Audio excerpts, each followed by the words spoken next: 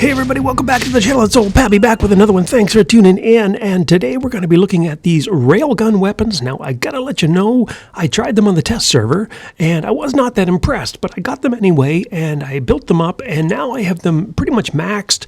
And I'm going to be trying out the Volt, the Gauss, and the Weber, the light, medium, and heavy versions of these weapons. What do you need to know about them? Well, they're railguns. They ignore enemy defense systems, and they actually do more damage to physical shields as well. And the real question for me, like I ask of any new weapon in the game, is this: are they the new meta, or are they garbage? Really, that's the question we need to answer. And the reason why I do this is because I want to make sure that you guys, if you spend your hard-earned money, or if you're in your gold, whatever it is, that you actually get your money's worth and actually invest in things worth investing. So let's get started right away. Hopefully these things are going to do something. I got myself an Ares here, and I have the medium and the light version of the railguns on. And one of the things right off the bat you need to know, they have 800 meter range, which is actually pretty good range. So as long as you can stay between that 500 and 800 meter range, preferably about 525 to 800, you actually will be pretty safe on the battlefield, because most people are running brawlers, right? So brawlers typically run, any weapons on a brawler typically are anywhere from 500 meters or less. So unless you have a pesky scorpion or something that's going to pop in behind you, if you can keep the enemy in front of you anywhere around 500 to 550 meters away or farther, you're pretty good with these weapons. You're not going to find a lot of people running sniper weapons these days, maybe on these longer maps, but even then a lot of them are using stuff like Scourge or the sort of the 600 meter range weapons. And so anyway, look at that. There's a little bit of lag in this, man. Oh man, I can't wait for Pixonic to get rid of the lag.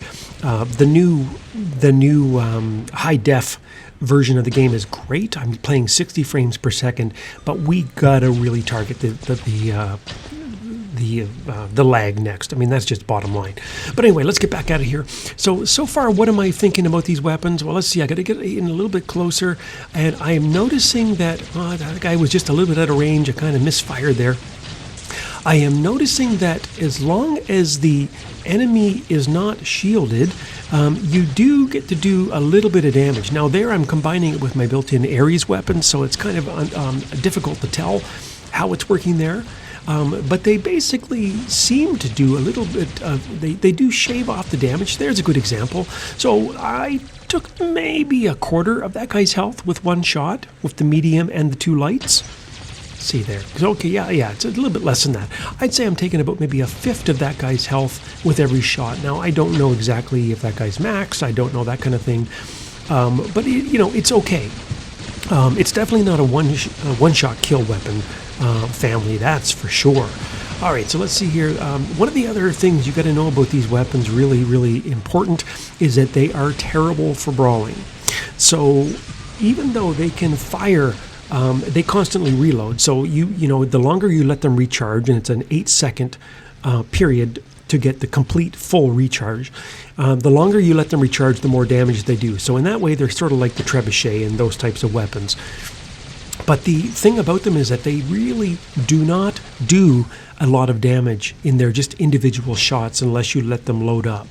And so what you're going to see in this game is a few times where people start to rush me, and they really, really just put a big pounding on my robots, to be honest, because I can't fight them off.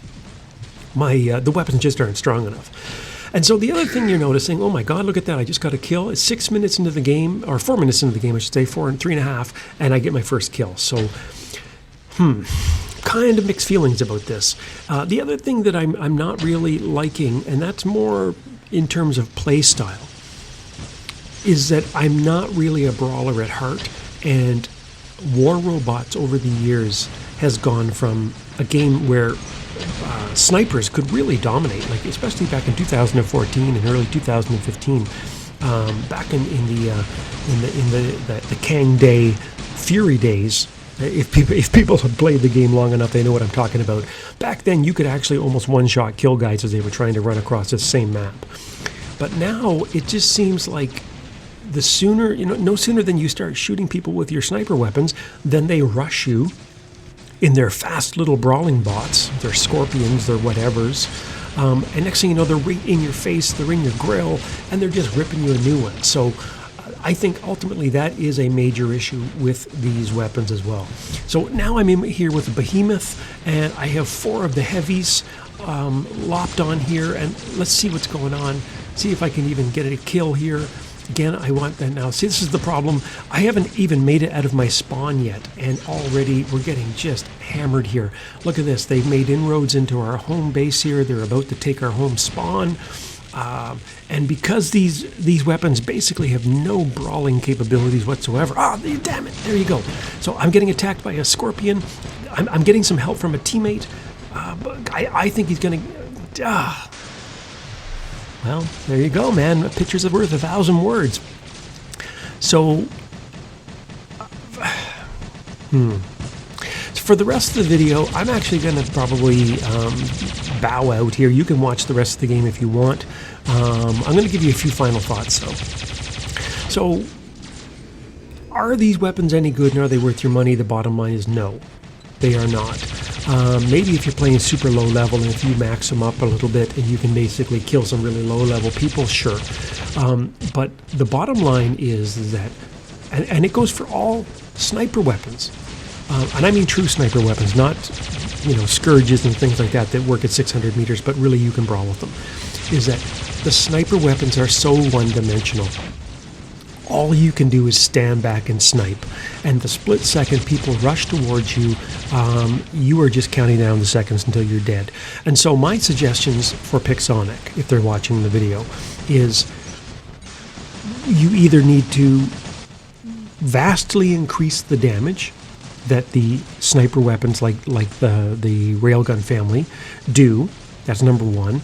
Or preferably, in my point, I mean, it might need a little bit extra damage in my mind, but preferably speed up the reload. Don't make people wait 8 seconds. Make them wait 3 seconds, 5 seconds max. But what you want to be able to do is punish people from the long distance, but also really, really pay a price when they close distance on you, so that, yes, if they catch you with your pants down, then you're in big trouble. So I agree with that. But you really got to be able to deal a lot more damage before they get to you. Otherwise, it's kind of just a waste of time introducing these weapons into the game. That's just my opinion. But I'm a big fan of design weapons that actually work and that can be competitive. Don't waste your developer time creating weapons that are ineffective and that no one's going to want to run. Or maybe if they do want to run, there's no point in running them. So that's my point with these. For now, I would hold off on getting them, but hopefully maybe they'll get a buff in the future. I would say give them a faster reload at a minimum and maybe a little bit more damage, and you're good. Anyway, thanks a lot for listening. As always, hit the like, the share, the subscribe, and I'll see you on the battlefield.